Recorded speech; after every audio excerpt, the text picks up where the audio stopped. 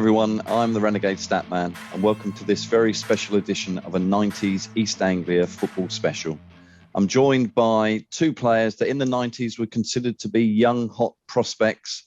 I'm not sure whether they would be able to be considered that still, but they went on to make 300 Premier League appearances between them and scored 30 Premier League goals, although one of you was doing a bit of the heavy lifting out of that.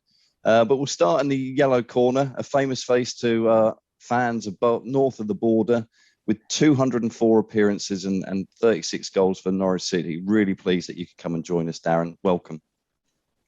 My pleasure. Looking forward to it.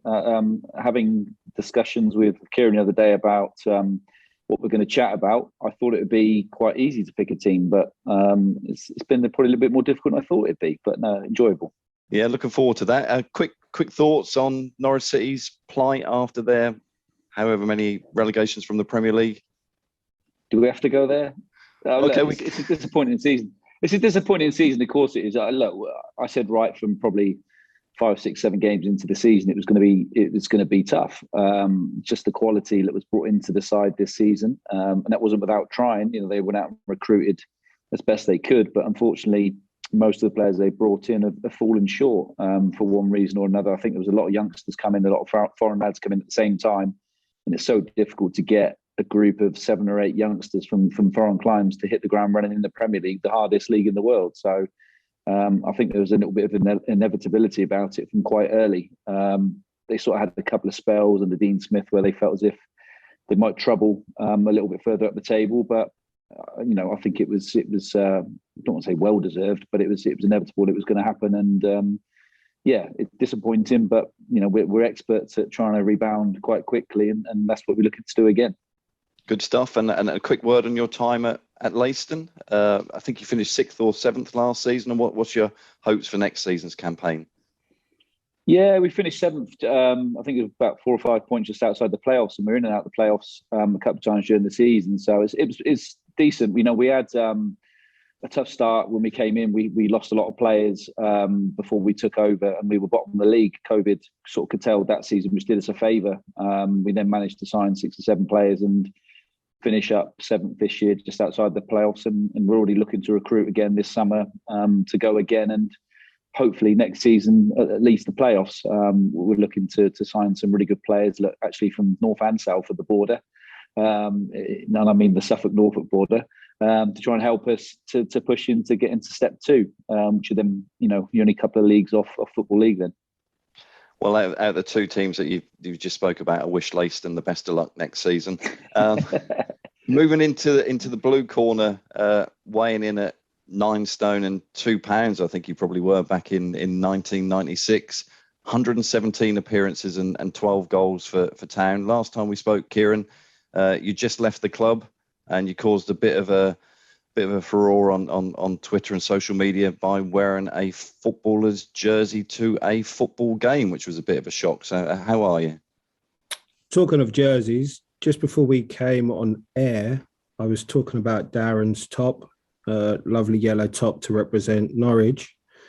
And he said that he wouldn't wear a kit because of blah-de-blah-de-blah, and there was a lot of swear words. So I've run upstairs and I've got a real kit. Love it. Look at that. At least Ipswich Town. Hey, at least it's not blue. At least it's not blue. It's fine. Yeah, I was going to wear the blue one, the one when we won 5-0. You didn't play it. Was that the last time you beat us? I think it was. Right? It was this century. Yeah, good answer. The Cameron Humphreys one, there was a bit of tongue-in-cheek in it from me. But I did something similar a couple of years ago. Andre Dazelle was getting a lot of stick at the time. A local lad come through the academy, so I wore a Andre Dazelle shirt. I have 3 players' shirts. I have Tuanda's shirt, I have Cameron Humphreys' shirt, and I have Sonny Aluko shirt. So I thought after doing that interview, I'd wear a Cameron Humphreys shirt to represent, and obviously it ruffled a few feathers, but it was never meant to be. It was all tongue in cheek, but good stuff. Sonny Aluko doesn't score at home, so that's a shirt that you need to wear for away matches. Yes, of course. At least he's signed for next season. Exactly. Yeah, no, I'm glad that you signed. So the reason that we're here is we're going to try and you're going to try and piece together. I'm not referee. Kieron's told me that I can't influence him too much, and I'm not allowed to have the cast and vote. But we're going to try and come up with an ultimate 11 from Norwich and Ipswich Town players, from the players that you played with during the 90s. I don't know. Does anybody want to go first? I think Kieron, you're first. Actually, before we get to the players, I think, is it probably starting with a formation? Do you want to have a look at a formation at all? Before we start, because my formations, my players will change depending on what formations we play. Yeah. So I'll give Mr. Eadie the option of picking whatever formation he wants to do. But I've just got one question. One question before we start. Who is the bigger club, Ipswich Town or Norwich City? That's all. I just want to. Okay. Look, I've got an easy answer to that. If you mean now or historically, they're two very different answers. Historically, I would say Ipswich are the bigger club. They've had more history in terms of the trophies they've won. I would openly admit that. But I would say now, currently, Norwich City is the bigger football club on and off the field in terms of its profile, its Premier League status just gone, of course, but also the infrastructure they've got behind the scenes with their training ground, which I'm sure you've seen, Kieron, is outstanding. I think Ipswich are on their way back, and I do worry, being a Norwich fan, that they will be hot on our tails in a year or so's time. So yeah, I'm looking forward to it. Look, as much as there was that rivalry, I loved it. I miss not having those derbies. Used to make the season, especially as a player, but also as a fan now. It's just that added extra, a bit of bonus to a season, and I miss it. I really do. So I wish Ipswich all the best to hopefully come back into the Championship. And if you come in the Championship, hopefully we'll be in the Premier League. So it'll take another season before we see you. And can I say, when we talked about this idea, you did say, and I can quote you on this, if you're talking about all-time Ipswich 11 v all-time Norwich 11, there wouldn't be a Norwich player in the 11. Is that right? It is. But then I have to look back to the times of when Ipswich were winning European Cups. You know, that team was sensational. So you look on the sheer facts of that, you have to worry if I was a Norwich looking at it and thinking, who would we get in there? There might have been one or two, but I openly admit that. But as I say, we're going for the ones we played with, and I think you probably then had a look at that and thought, actually, Darren's played with some decent ones at Norwich, so it's probably going to be a little bit more even, which is, I think, probably the best way of having it. Yep, 100%. Good stuff. So, are we formation?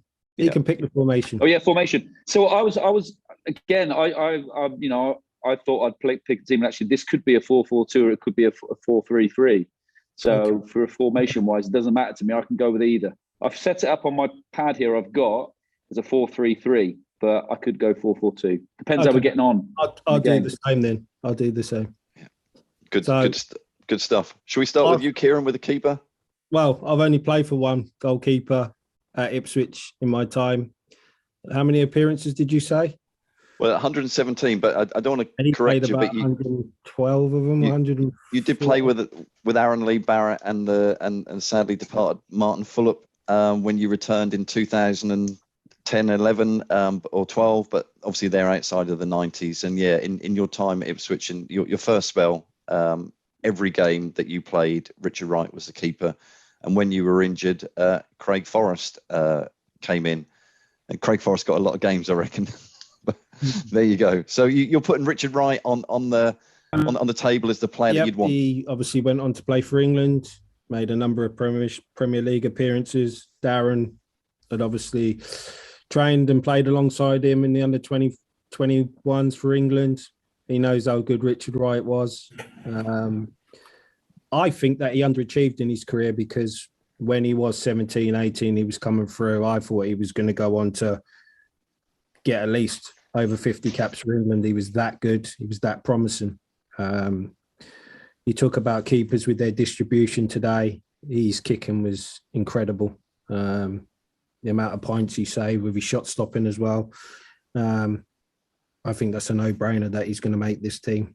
But it'll be interesting to see what Mr. Eadie has to say.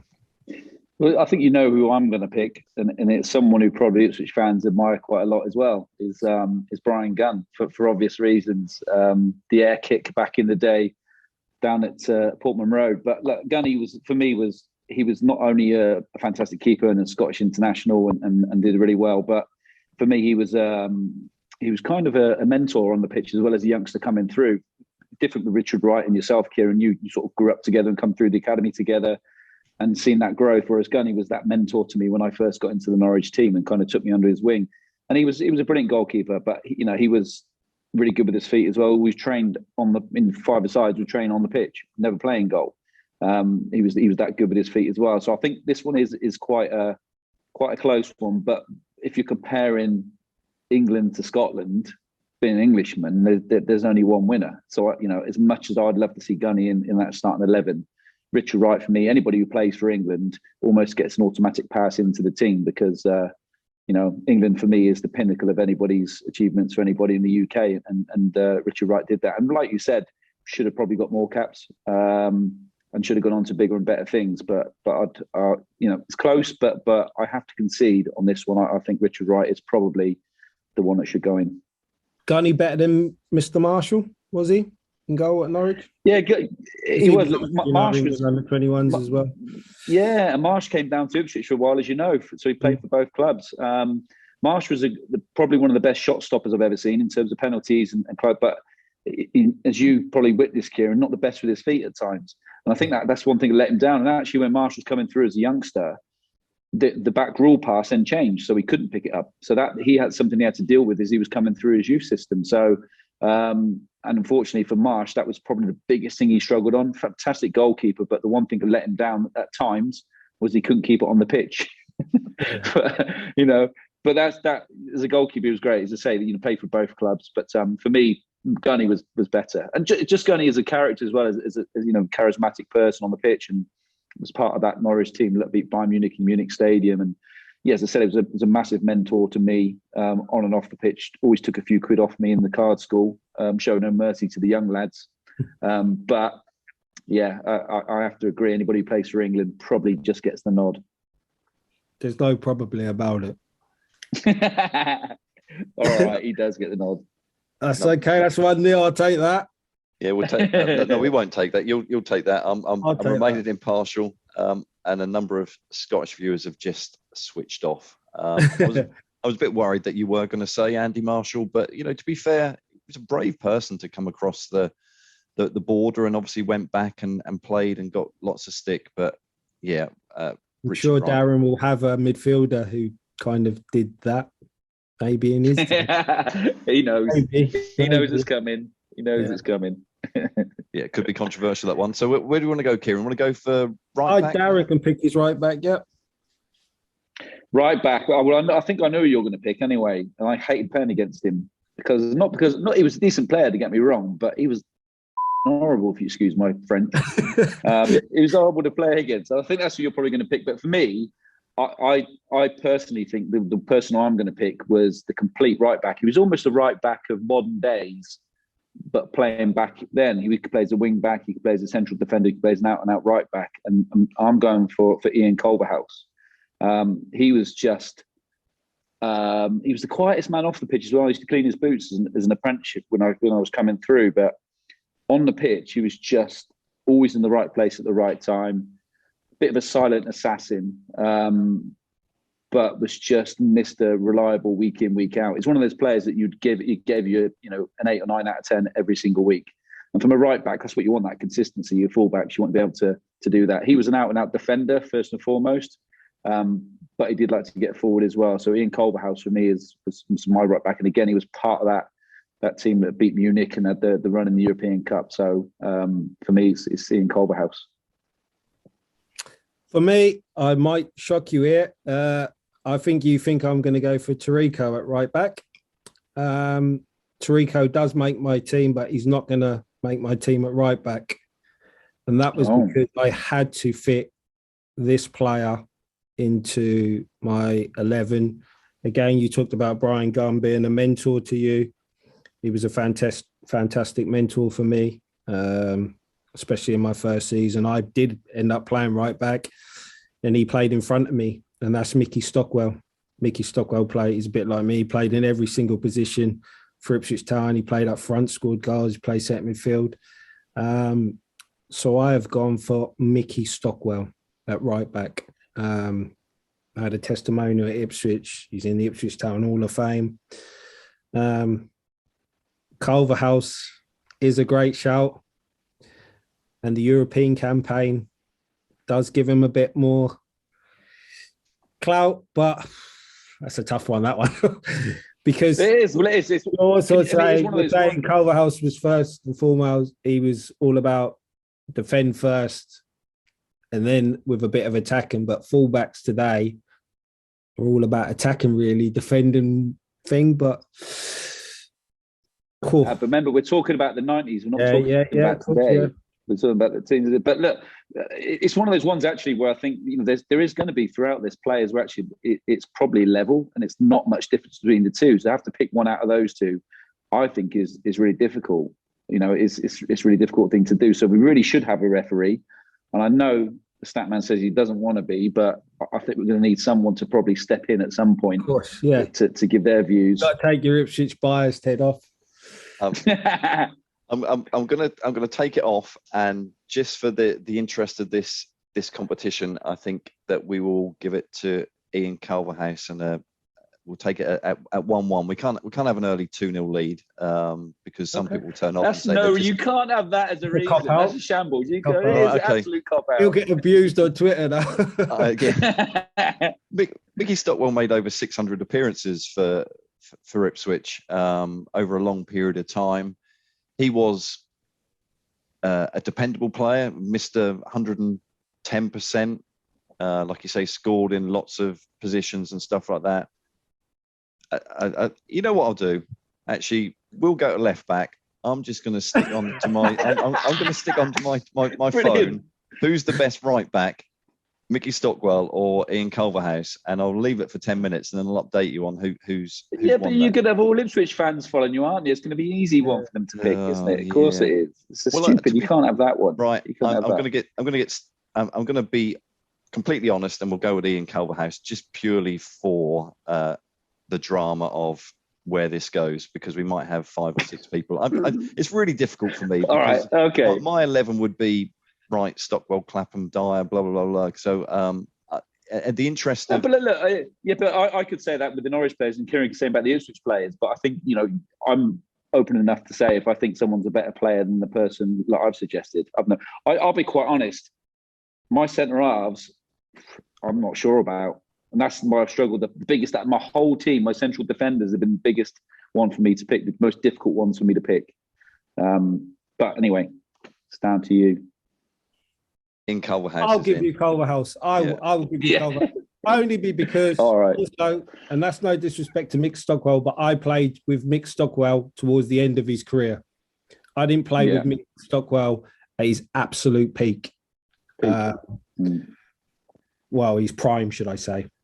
So, the thing is, you look at the back of the Calverhouse, and Calverhouse was in the team that played against Munich and beat them, so playing in Europe. He also was in the team that finished third in the Premier League the season before. So, if you weigh things up on purely stats on that type of thing and not just appearances, I mean, we've all got players in the team who I've known who's played 600-700 games, but they won't make this team because, it could be someone who's just played for a season, but you play with them, then they've had that total bit of quality that you just want to make sure they're shoehorned into the team. So it's not been disrespectful to anybody, I don't think. But if you look at, as I said with Gunny, the reason that I picked or agreed with Richard Wright over Gunn is because he played for England, and that's purely the fact. That I see as England being a bigger achievement than playing for Scotland, and I'm half Scottish, so it's one of those things. So I totally get it, but okay, a Calverhouse it is.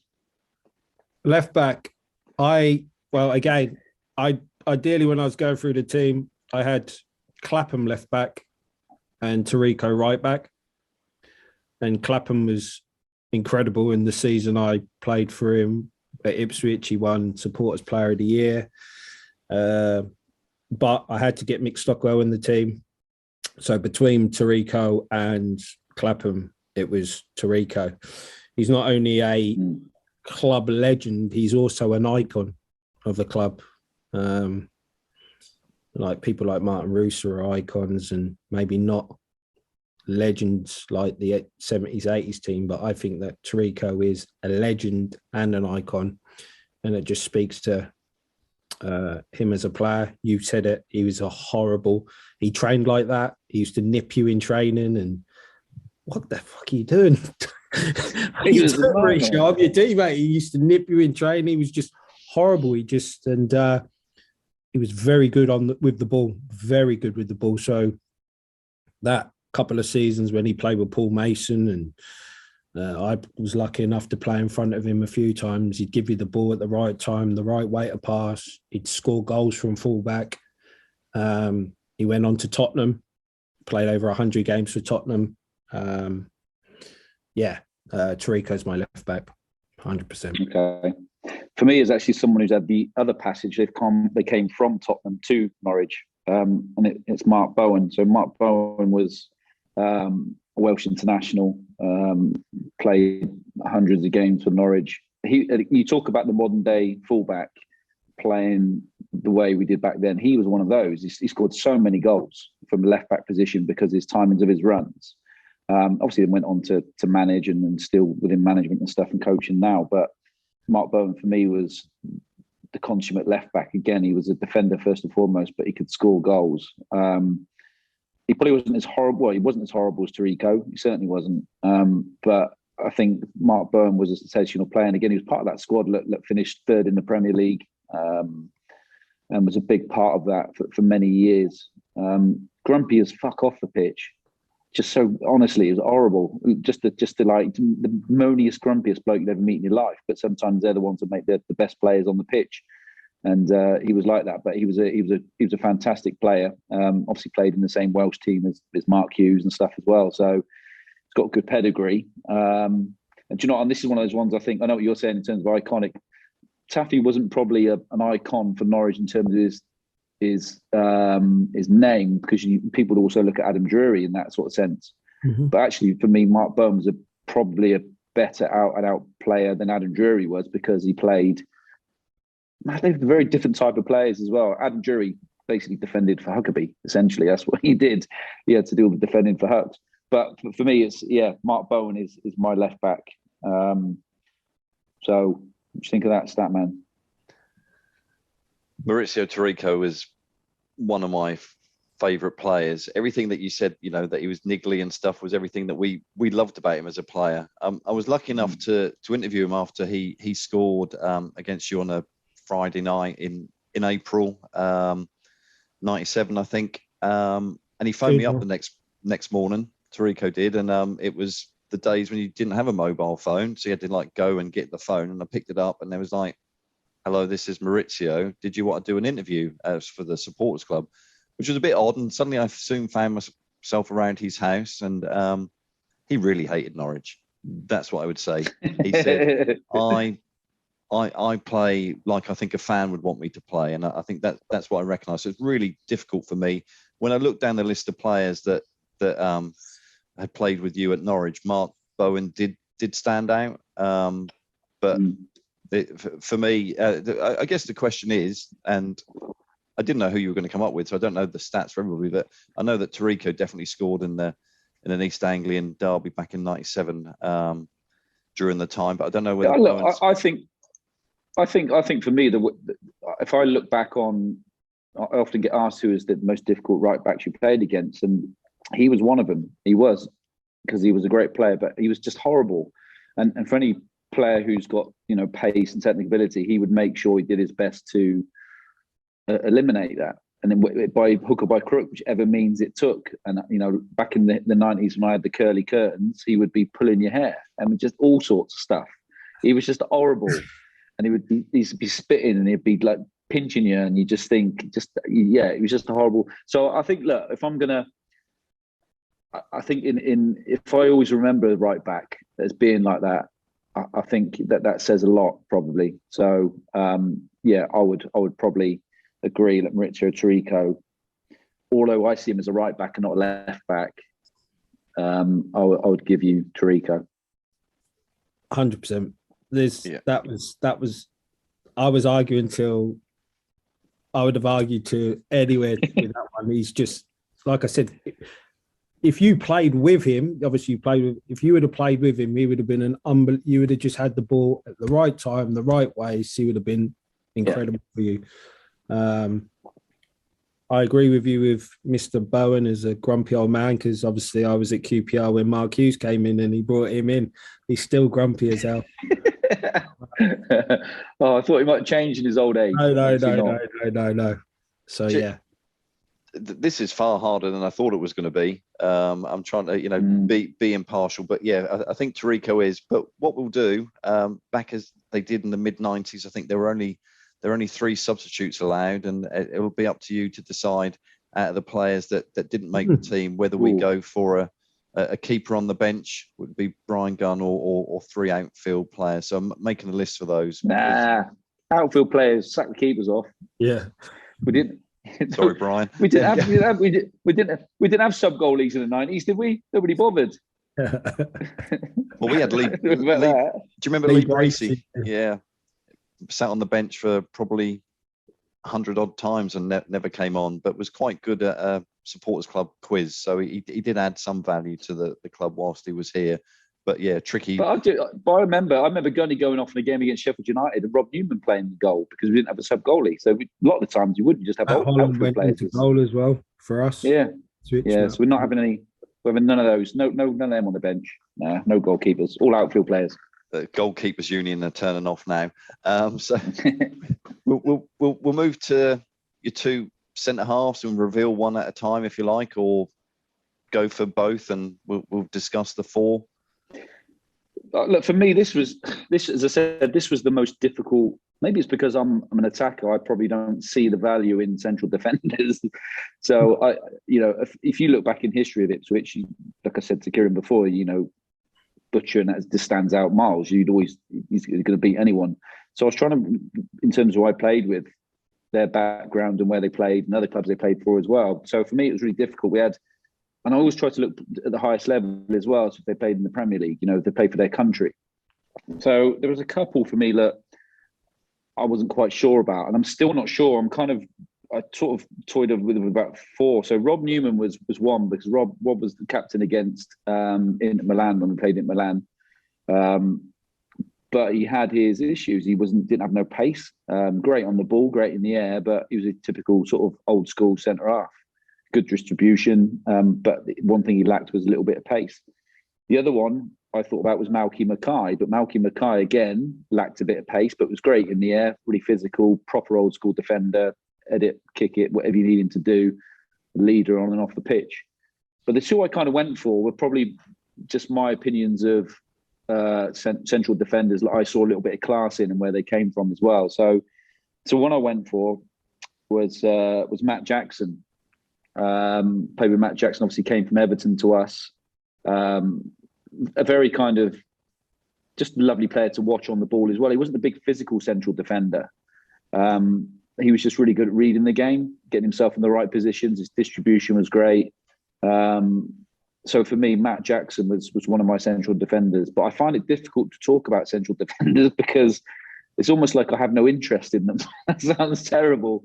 But maybe it's because, as I say, I didn't find that position too exciting for me. So maybe as a person, I couldn't find the attributes I was needing. But for me, there was sort of 2 I thought that were very good in terms of the levels they played at. Matt Jackson was one of them. Do you want to reveal one of yours, Kieron? It was down to 3 centre halves. Obviously, I had to pick 2. The 3 centre halves were Mark Venus, Tony Mowbray, and Titus Bramble. I'll go for obviously left-sided centre half, which was Mark Venus. Again, probably one of the top 5 most underrated players I've ever played with. His left foot was an absolute wand. I was playing centre midfield at the time. He'd always give me the ball. He didn't care if I was marked. He was so confident on the ball. You could give him the ball. Score thunderbolt free kicks. He was a top centre half. So when I think it was Steve Sedgley, who was probably our biggest earner and biggest high profile player at the time, when we did the swap deal, and we got Vino as a replacement. That was another great business by George Burley. We always talk about his knack for finding these players out of nowhere. So my first centre-half would be Mark Venus. And then that left it between Tony Mowbray and Titus. I only played probably half a season with Titus at Ipswich. Pace, power, unbelievable on the ball. Again, when we were talking about Mick Stockwell, I probably played with Mogger when he was coming to the end of his career. I never really played with him in his prime. So I went for Titus, what might shock a few people. But like I said, I've seen him man-mark Drogba out of the game, Van Nistelrooy out of the game. He's played in Champions Leagues. I think, he's made more Premier League appearances without an England appearance than any other centre-half in this country, which is testament to him. And I really feel if he would have probably come up at a different academy, not Ipswich, maybe Norwich Academy, where you could just boot the ball out into White Rosie, that would have solved half his problems with his mistakes, because he was so good on the ball and he was always taught from such a young age to take risks. As you see some of his blunders in the Premier League, that was just because he was so confident in his ability. Where if he would have had a better schooling of just boot it, don't take no risks, then I don't think you would have seen half the mistakes. But on his day, no one could do Titus. So I've gone for Titus and Mark Venus. I think my second choice of central defence was John Newsom. We got him from Leeds. Big, powerful central defender, great in the air, scored goals, a leader on and off the pitch as well. Typical Yorkshireman. Every pound was a prisoner, tight as a duck's arse. But he was just, for me, he was a modern day centre half playing back in the 90s. He was graceful on the ball. He was quick, big and strong. He wasn't too dissimilar to what Titus was, I think, but a different kind of era in terms of when he came to us, he was probably on his late 20s. So he was sort of reaching his peak. He was only with us for a couple of seasons, and then done his knee in, I think it was, and then had to retire. But he was, for me, in terms of a Bentley, a Rolls Royce of central defenders like I played with. John Newsom was that. We did well to get him from Leeds at the time. He came to Norwich because we'd just been in that European campaign. He then signed for us, hoping we'd be then achieving stuff like that again, which we didn't. But for me, he was a real Rolls Royce of a central defender. So for me, it was Matt Jackson and John Newsom. He had the bones out of that Statman. He had the reputation as well, didn't he? When he came to you lot. We were all in this division. He was the best centre half in the division at the time. I can remember every time we played him, or there was a new newspaper article or a Sky game, he's the best centre half outside the Premier League. I knew you would. Yeah, and he was. Do you know what I mean? He's a unit as well. He probably doesn't look as big as he is. Sometimes these players deceptive, but he was just a powerhouse as well. He had everything. He was really good at reading the game in terms. Often if you get a big lad like that, they're not the most mobile, but he was.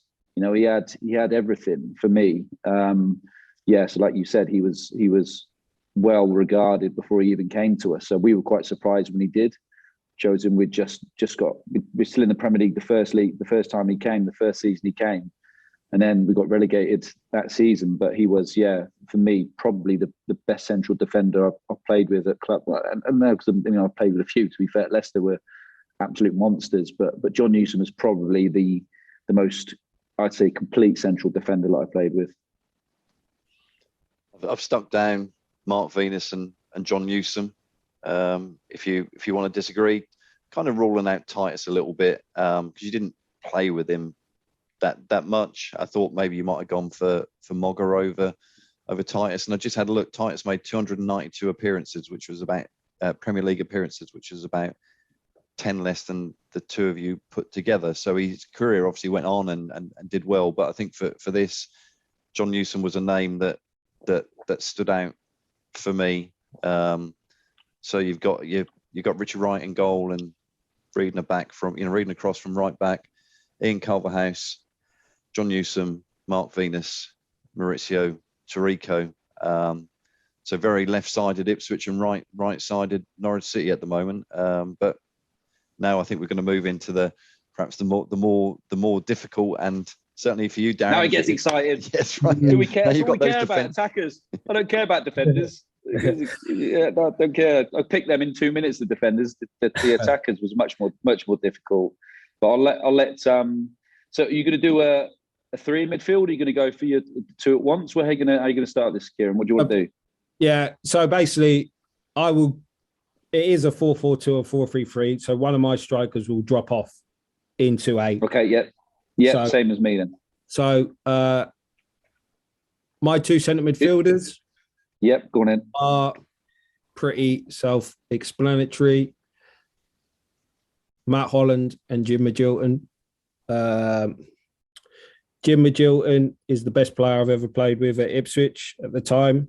I remember when we got him in and his first day in training, I was like, who is this guy? Who have we signed? He was a madman. He was so demanding.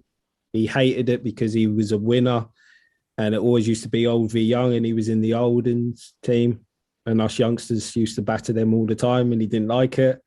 He was so brave, always wanted the ball. His range of passing was incredible. George Burley's best ever signing. These two could be probably be out of these two. It'll be out of Matt Holland and Jim. Matt Holland again wasn't blessed with great technical ability, but he was an 8 out of 10 at most things, 7 out of 10 at most things. Could score goals, could defend, could head, could tackle, could run box to box, could play centre half. He was captain of the team, which to give how old was Matt when he first came? 25, 26? To give him the captaincy in front of Tony Mowbray just to show what kind of leader he was. He went on to play in the Premier League. He went on to score in the World Cup for Republic of Ireland. I still rib him a bit because he was a Republic of Ireland international, but when we played at Wembley in the playoffs, we were singing the national anthem of England. I'm still baffled over that. Maybe we could ask him what happened that day while he was singing the English national anthem. When he was going. That's because he wasn't good enough to play for England. That's what it was. That's all it is. That's why he played for the Republic of Ireland. That's what people play for the Republic of Ireland for if you've got English heritage as well. Because you can't get in the English squad. Definitely upset at Stat Man, these heroes, Roy Keane and all these Irish players. So I'll edit that bit out. It's interesting that you were saying about that because I think Roy Keane mentions it in his book, the same situation. Yeah, and he says next thing he watches the TV and there's Matt Holland singing the national anthem. I know Shay Given was upset about that as well. Given was upset. But Matt, I think overall Matt is a really nice player, really nice person and stuff like that. And I think he probably just did what he thought was the right respectful thing. I'm not gonna let you say anything about a World Cup finals goal scorer. But yeah, I think you mentioned about Jim as well. Jim was absolute quality player. Will be remembered fondly for the playoff semi-final against Bolton when he scored that hat-trick, but he just had so much more in his locker, and I would like to think that he'd get in this team because I think he had that bite like Tirico, and would kind of get stuck in. So I guess you're putting Matt Holland and Jim Magilton forward, and this is where I kind of want to get some comfy cushions and sit back and think, come on, Darren, I have no idea who you're going to be pulling out. Which is going to be. There must be one midfielder I know, surely. Well, look, I think for me, I have to go on kind of as you did before in terms of Tirico being an iconic figure for Ipswich. There's two, and he played with each other, and so for me, it was the partnerships in football are all so key at vital areas of the pitch, at vital times, and both of these players played in the team that finished third in the Premier League. Both of these players were both integral in the European run against Bayern Munich and Inter Milan. Both of these players, one of them is probably a little bit more underrated and than he should have been, really. And actually, Ipswich tried to sign him at one point. Sorry, and did sign him. Then he came back. All right, 1 minute. You keep saying they were both integral parts of this European run. I also have to say Matt Holland and Jim Magilton were both integral parts of the UEFA Cup run as well. Just yeah. That's fine. but so the two I'm going for is, so Ian Crook was just absolute dream to play with. If you're a wide man and you need someone who can just put the ball wherever you need it to be put, and not in a defensive sense where he'll just give you the ball and let you have it and let you get on with your thing. He would find passes that people didn't even see without even looking. He just had that natural ability. And Ipswich tried to sign him, obviously, at one point, and he even had a picture taken with a shirt, if I remember rightly. It was all in the press. And then he literally come back to Norwich the same day, hadn't signed the contract, and re-signed because Mike Walker had come back to the club for his second stint. But he was just a player that scored goals, free kicks, smoked fags after the game out the window in the changing rooms, did everything he shouldn't have done off the pitch in terms of that, but didn't look after himself particularly well. But just, if you're playing with him, just one of those players that will find you with every single pass. You could make runs. He probably kept players going for years that weren't good enough, but he's just, it's to say, he would find you with those passes. So Ian Crook was one of them. The other one is obviously Jeremy Goss. Gossy was an icon at Norwich and still is an icon at Norwich. Jeremy God, he's often known. Did he do anything for Norwich? Did he do anything for Norwich? He did He scored a couple of goals one season, but we haven't heard about that. He's one of those players that you talk about. Yeah, but in terms of a lad who worked his way through the youth team, played in the reserves, come through into the first team, won the FA Youth Cup with Norwich. So he's done his time at Norwich. He did the whole lot. And then he had the season where he scored against Bayern Munich twice. He then scored the last goal at the Standing Cop. He scored a goal at Leeds, I think was voted goal of the season. He just had this season where everything he banged on volleys was going in from everywhere. And he was just an absolute workhorse. But off the pitch, he was an absolute fucking lunatic. You meet Gossy now, he's the nicest man on the planet. He's got the hardest handshake in the world, but he's so softly spoken. He's very graceful and empathic. Gossy was an absolute shambles off the pitch in terms of his preparation. There'd be times on trips where you'd have to walk past Gossy's room. You'd have to sneak past because you could see his feet underneath the door. And he'd be waiting for you to come past and he'd drag you in and just beat the shit out of you in his room. He once had had Mark Robbins, and this is the utmost respect to do something like this. We had an end of season trip to Florida. He once had Mark Robbins in a headlock for the entire flight, and he wouldn't let him out of it. He didn't like him. He hated him. So he just refused to let him out of the headlock for the whole trip.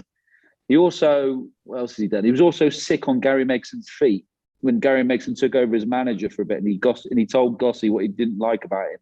So Gossy said, "This is what I think of you," and he stood up and threw up over his feet. So he was an absolute beast off the pitch as well. But for me, those two were like that iconic partnership for Norwich City in that era. And again, for me, they would, as Kieron said for Jim Magilton, they were just mentors to me as well. We had a side where a lot of youngsters coming through. We had a sort of there was myself, Andy Marshall, Jamie Kieran, Adi Akinbaye, Andy Johnson, Chris Sutton to a certain extent. All these lads were coming through, and we had these older boys in there, like your Gossies, your Bowens, just Ian Crooks led you through. So that they were the two that really got my career off to what I needed it to be. And even when I made my debut for Norwich against Vitas Arnhem at home in the Cup, and there's always sliding doors moments in your career, I could have come on and picked the ball up in a left-back position, lost it, and they scored, or give the ball and do anything with it. But I got myself into a wide position on the out left, and I saw Ian Crook pick the ball up, and I knew where I needed to be, and he didn't even look, so I didn't have to call for it. He knew exactly where I'd be, and he pinged the ball out to me first time for me to then be able to run at the Vitas Arnhem defence, cross a ball in. I think it cleared for a corner, but that set my career away. But that was down to him to be able to find me in that area, where he could have quite easily have just given it to one of the old lads. We were free. I think we were 3-1 up in the tie at the time, or 2-1 up. as a youngster. I was only 18. You know, he could have just took the safety option, but he gave me the responsibility of passing me the ball without even looking, and that kind of set my career. So I'll be ever thankful for particularly those two in the central midfield areas. Great points. So it's Matt Holland and Jim Magilton then. Yeah, I can't. Right, there's what. Right, let's get this in. I get Jeremy Goss scored against Bayern Munich, and you said he had the season where he scored goals. Matt Holland scored 10 goals a season, most years, give or take. Probably worked harder than Gossy, better engine than Gossy. Done it consistent over a consistent period, a lot longer than Gossy. You're talking about, it's like Gossy's had one great season. I'm just going on what your arguments are saying. Yeah, so no, for me, I have to. So for me, Matt Holland is a guarantee. Now, where it gets interesting now is a lot of his peers talk very highly of Ian Crook. I think Glenn Hoddle and even people like that, England managers were watching him, and George Burley, we just talked about, he always wanted to sign good players. He had this uncanny knack. He wanted to sign Ian Crook. And I know how intelligent he was. But for me, and I don't say this lightly, with players that I've played against, especially people who are not quick, like with a Jim Magilton, who wasn't blessed with pace, he was so quick upstairs. And I'm talking, these are players like Fabregas and people like this, where they see things 3 steps ahead. And that's the biggest compliment that I can pay Jim Magilton, that he had a soccer brain of, like, he wasn't as good as Fabregas, don't get me wrong, it wasn't as good as Scholesy, but he had that kind of, all right, my body might not, but my mind is so much sharper than anyone. And it is a tough one, but for me, them two are the perfect match. I know. Look, I will concede Jeremy Goss because, as you said, Gossy was iconic for that season he had, and I agree with that. I think that's a fair shout. I don't dispute that. But that one season he had was probably, as a one season, probably better than Matt Holland's in terms of all his seasons. But all Matt Holland's seasons put together, yeah, he was probably, well, he is a better player than Jeremy Goss, and consistently over so many amounts of years. But I'd say I have to back Ian Crook in terms of playing with him. So I knew his technical ability. I got to see it in training every single day. I got to play with him and learn from him and just forge my career from, as Jim did for you. You know, this is one I think where it's so tight because there's very personal reasons behind it for us as well, in terms of development of your career and looking at a player and seeing what they do. And Crookie did the same for me. And I think Crookie developed my career a lot quicker than it would have done without him. And, you know, so on that, as I'm sure Jim did for you as well. So this one for me is a really tough one. I would pick Ian Crook over Jim Magilton. I would. And you would pick Jim Magilton over Ian Crook. I understand that. So this is one of those ones I think I can't decide. I can't give you it. I can decide. I can decide. I can go. I can go Jim Magilton. I haven't had the luxury of playing with Ian Crook, and again, I go on what Piers. I've not had the luxury of playing with Jim Magilton. Yeah. I'm not going on that. I've never had the luxury of playing with Jim Magilton, and your manager George Burley tried to sign Ian Crook, and you know he was integral in lots of. It's one of those ones. I think this is. I think it's tight. I'm not sure we can split the two. That's a tie at the moment. We might have to come back to it if it's okay. Yeah, okay. That's a good idea. Let's do that. Let's put that one on ice. 5v5, and the deciding vote has to be between the Jews and the team. I hope my battery runs out. Yeah, I mean, for me, that is a really tough one. And listening to what you're both saying, Jim was my favourite player. So I'm definitely not going to go suggest Jim, anybody other than Jim. But Ian Crook, I've got to say, back in the 90s when we signed him, and what I remember is, actually, we've got a decent player here. You know, we're getting Norwich's best player, and he's come to sign for us, and it was seen as a major coup.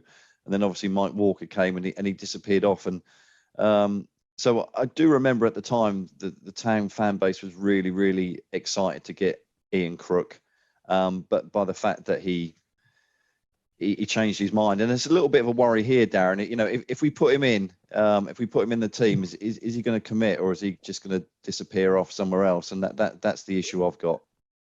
Well, he can play for both teams now, can't he? So it's fine. Well, there you go. Yeah. Well, let's park him. We've even got the dilemma where could you move Matt Holland out and then you play a Jim and an Ian Crook, but then they're so similar. They'd hate to play it with each other because they want to be doing what each other's doing, if you know what I mean. So I think you have to keep Matt in. You have to decide between one of the other two. How we'll do that? We'll come back to that. I don't know. Yeah.